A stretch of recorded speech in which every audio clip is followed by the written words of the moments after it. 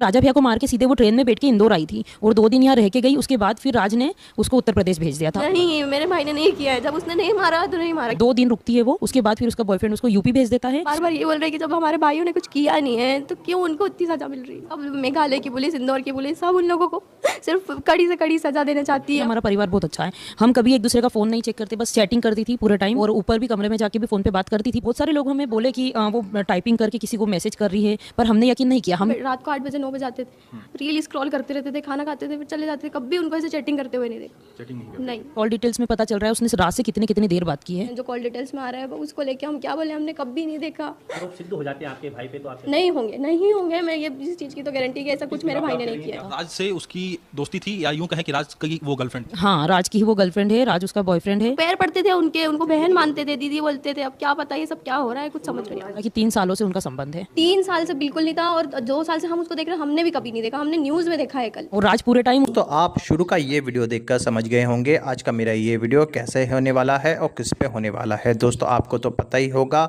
सोनम ने अपने पति को किस तरह से ख़त्म किया। दोस्तों इस सोनम की एक बहुत बड़ी अपडेट आई है इस केस के बारे में, वो भी इस वीडियो के अंदर मैं आपको दिखाने जा रहा हूँ। मेरे दोस्तों सोनम वही लड़की है इंदौर की रहने वाली जिसने अपने पति को, जिससे 10 दिन पहले शादी हुई थी, अपनी आशिकी के चक्कर में, अपनी अय्याशी के चक्कर में उसको ख़त्म कर देती है। हनीमून पे जाने के बहाने से उसको ले जाती है और वहाँ पर उसकी कहानी को ख़त्म कर डालती है। ये खबर आपको पूरी डिटेल के साथ आपको मिल चुकी होगी, लेकिन जो आज मैं आपको वीडियो दिखाने जा रहा हूँ उस वीडियो में आपको इस कहानी की पूरी सच्चाई और डिटेल जानने को मिलेगी। मगर दोस्तों ये वीडियो दिखाने से पहले मेरी आपसे गुजारिश है आज का मेरे ये वीडियो पूरा एंड तक जरूर देखें। इस वक्त हम मध्य प्रदेश के इंदौर में हैं, राजा रघुवंशी के घर पर हैं। उनके परिवार के लोग अभी हमारे साथ हैं, जुड़ेंगे, बातचीत करने का प्रयास करेंगे कि आखिर कैसे पूरा प्लान रचा गया, पूरा मामला क्या कुछ था, सोनम आखिर कैसे बेवफा निकली, इन तमाम चीज़ों पर बातचीत करेंगे। परिवार के लोग अभी हमारे साथ हैं। क्या नाम है मैम आपका? वर्षा रघुवंशी। आप कौन है राजा रघुवंशी? मैं उनकी भाभी हूँ। आप उनकी भाभी हैं। सोनम रघुवंशी आपकी क्या लगती थी? हाँ, मेरी देवरानी थी वो। जी, आपकी देवरानी लगती थी। हाँ ये शादी अरेंज मैरिज? हाँ, ये अरेंज मैरिज थी। अच्छा, तो घर परिवार के राजी खुशी से? हाँ बिल्कुल, सोनम ने भी हाँ की थी, राजा भैया ने भी हाँ की थी, इसीलिए हमने उनकी सगाई की थी। और ये शादी कितने तारीख को होती है? 11 मई को। 11 मई को शादी होती है और शादी के 9 दिन बाद वो जो है हनीमून का प्लान ट्रिप करते हैं। हाँ, शादी के 9 दिन बाद मतलब 20 तारीख को वो हनीमून के लिए निकल जाते हैं सुबह सुबह। यहाँ से, इस घर से, इंदौर में? नहीं, वो राजा भैया यहाँ से गए थे, पर सोनम उसके घर से ही गई थी, क्योंकि हमने 15 तारीख को उसको पग फेरे के लिए भेजा था और जेठ का महीना चल रहा था, तो अभी हम उसको नहीं लेके आए थे। हाँ, वो वहाँ से गई थी और राजा भैया यहाँ से गए थे। वो कहाँ के लिए गए थे ये? नहीं, ये मेघालय के लिए गए थे। मेघालय में जो माँ कामाख्या देवी का मंदिर है वहाँ दर्शन करने के लिए गए थे। पहले दर्शन करने के लिए, उसके बाद फिर वो लोग घूमने के लिए जाते हैं। हाँ नहीं, उनका ऐसा शिलोंग जाने का कुछ प्लान यहाँ से तो नहीं था। वो ये है कि सोनम की प्लानिंग जो थी वो पूरी थी, बाकी राजा भैया ने ऐसा कुछ नहीं बताया था। टिकट सोनम ने किया? हाँ, टिकट सोनम ने ही किया था और 2 दिन पहले ही किया था, 18 तारीख को सुबह। तो ये सूचना आप लोगों को कब पता चला? हमें संडे के दिन ही पता चलती है, 18 तारीख को, कि राजा भैया मेघालय जा रहे हैं। हाँ, उनको खुद को उसी दिन पता चलती है कि वो मेघालय जा रहे हैं। एक बातें और कही जा रही हैं कि जिस तरीके से सोनम जो है अपने पति राजा रघुवंशी से बातचीत बहुत कम करती थी, फ़ोन कॉल उनके अटेंड नहीं करती थी, जब उनका कॉल जाता था तो वेटिंग जाता था, क्या सच्चाई है? हाँ, वो शुरू में जब सगाई हुई थी तब वो ये कहती थी कि मेरा बिजनेस है, बहुत बड़ा बिजनेस है, तो मैं टाइम नहीं दे पाती, मतलब इसलिए बात नहीं कर पाती हूँ, फ़ोन नहीं उठा पाती हूँ, आप खुद आगे से फ़ोन लगा दिया करो, उसने ये कहा था। फिर हमारी मम्मी ने बातचीत की कि मतलब टाइम नहीं दे पा रही हो तुम, तो फिर उसके बाद वो अच्छे से बातचीत करने लगी थी, व्हाट्सएप पे भी चैट करते थे दोनों। हाँ, और फिर शादी में भी अच्छी खुश थी वो, ऐसा हमें कभी लगा नहीं था कि वो कुछ और, उसके दिमाग में कुछ और चीज़ें चल रही है। शादी के आने के बाद कितने दिन आपके घर पर? वो 4 दिन रही, मतलब 12 तारीख को सुबह आई थी उसके घर से विदाई होके, तो 12, 13, 14 और 15 के दिन चली गई थी वो। 15 के दिन वो अपने घर चली जाती है? पग फेरे की रस्म के लिए चली जाती है। 4 दिन आपके घर पर रहती है, उसकी कोई ऐसी हरकत आप लोग जो नोटिस कर रहे थे कि कुछ अटपटा सा लग रहा हो, कुछ अजीब सा लग रहा हो, कुछ उदास है, कुछ कहना चाह रही है? नहीं, हमें ऐसा नहीं लगा कि वो उदास है या उसके मन में कुछ और चल रहा है, बस यही है कि फ़ोन जरूर चलाती थी वो। फ़ोन पूरे टाइम चलाती रहती थी, चैटिंग करती थी पूरे टाइम, या तो फ़ोन पे बात भी करती थी और ऊपर भी कमरे में जाके भी फ़ोन पे बात करती थी, पर हमें ये लगा था कि शायद उसका बिजनेस है, किसी कस्टमर से बात कर रही है, या तो फ़ोन पे। वो ये भी कहती थी कि भाभी मेरा काम पूरा फ़ोन पे हो जाता है, तो हमें ये लगता था कि वो कुछ बिजनेस के सिलसिले में फ़ोन चला रही है, हमें ये लगता था। बाकी उसने यहाँ से भी रात से बात की थी। तो यानी कि घर में वो हमेशा चैटिंग करती थी किसी ना किसी से। हाँ। और लेकिन आप लोग कभी चेष्टा नहीं किए कि किससे चैटिंग कर रही है? इतना क्या कुछ होता है कि घर में रात में जब देखो तब चैटिंग, ये मतलब आप लोग? नहीं, देखिए वो अब नई आई थी तो अब उससे ज़्यादा कुछ अब बोल भी नहीं सकते थे, और ऐसा नहीं है हमारे यहाँ, ऐसा नहीं है, सब पे एक दूसरे पे इतना भरोसा करते हैं, हमारा परिवार बहुत अच्छा है, हम कभी एक दूसरे का फ़ोन नहीं चेक करते, बस वो पता। अब वो नई भी आई थी, उसके बोल भी नहीं सकते कि तुम क्या कर रही हो, और बाकी ऐसा कुछ नहीं है कि किसी का फ़ोन हम उठा के देखें। सोनम जब जाती है और उसके बाद शक कब होता है आप लोगों को कि सोनम जो है इस तरीके का षड्यंत्र रच रही है, इस तरीके का प्लान कर रही है? नहीं, हमें तो देखिए राजा भैया भी मिले, उसके बाद भी हमने तो यही सोचा कि शायद सोनम का किडनैप हो चुका है, और हम भगवान से यही प्रार्थना करते थे कि वो सही सलामत मिल जाए।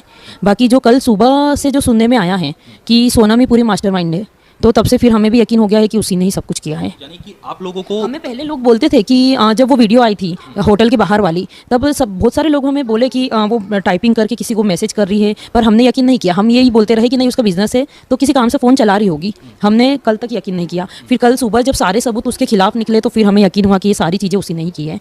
होटल में सुबह सुबह वो लोग चेकआउट कर गए थे, इस तरीके की फुटेज आ रही है। हाँ, ये जो सुबह सुबह का आप बता रहे हो, ये सुबह जब डबल डेकर में वो रात रुके थे नीचे, तब उन्होंने 5:30 बजे चेकआउट किया था, और उसके बाद वो वहाँ डबल डेकर और घूमे सुबह, फिर ऊपर आए थे। और जब वो ऊपर आए थे तब उनके साथ 3 लोग थे, तो ये जिन्होंने मारा है वही 3 लोग ऊपर आए थे। तो यानी आप लोगों को तब तक ये लग रहा था कि बहू जो है पूरी तरीके से निर्दोष है, सोनम पूरी तरीके से निर्दोष है।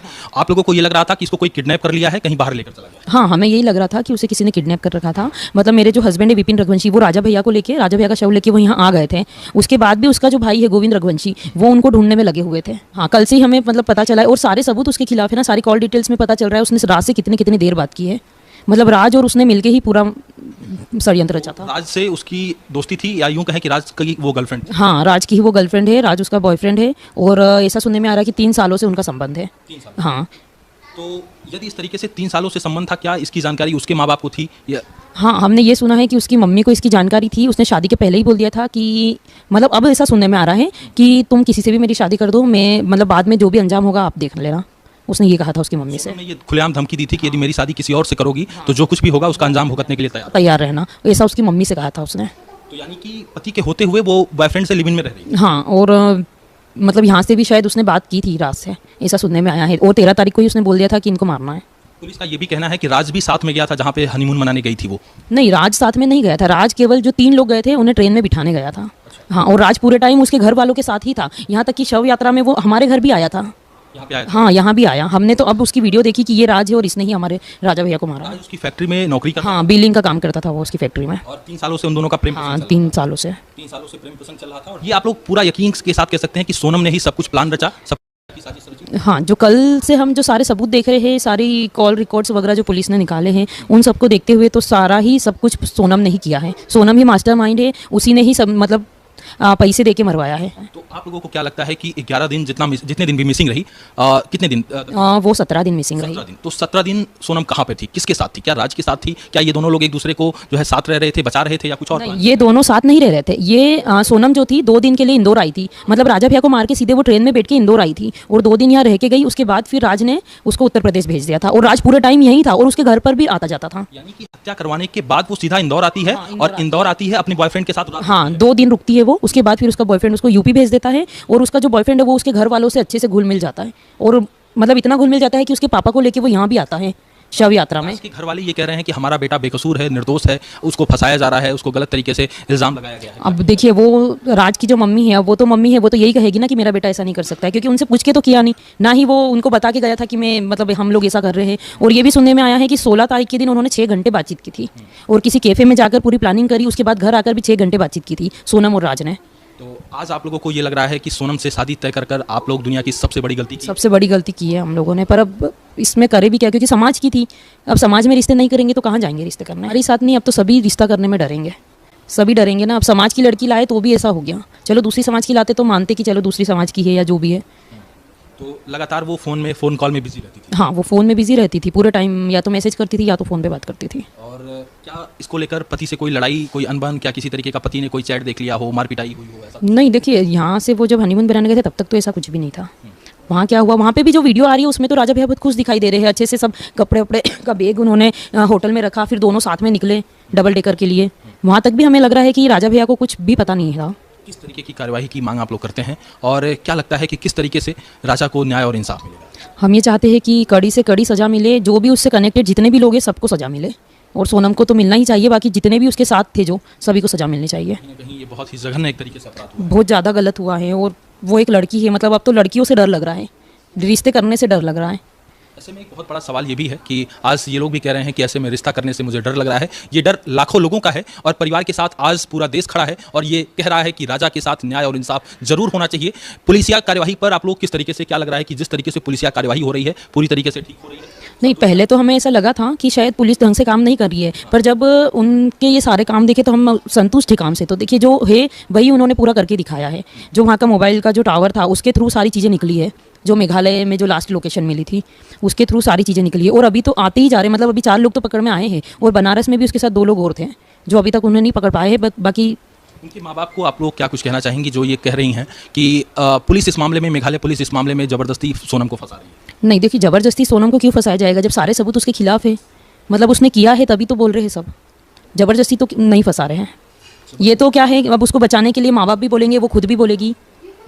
बाकी ऐसा कुछ नहीं है, सारे सबूत उसके खिलाफ है और उसने ही ये सारी चीज़ें की है। तो अभी सोनम के परिवार के लोग हमारे साथ थे और सोनम ने किस तरीके से बेवफाई को अंजाम दिया और क्या कुछ कहानी रची, क्या कुछ षड्यंत्र रची जिसके कारण जो है आज राजा इस दुनिया में नहीं है। जी हाँ दोस्तों, आपने देखा राजा रघुवंशी की भाभी जो कि सोनम को लेकर पूरी जानकारी इस वीडियो में पत्रकार को दी है। दोस्तों इस वीडियो को लेकर आपकी क्या राय है? अपनी राय कमेंट बॉक्स में ज़रूर लिखें। मिलते हैं एक नई वीडियो के साथ।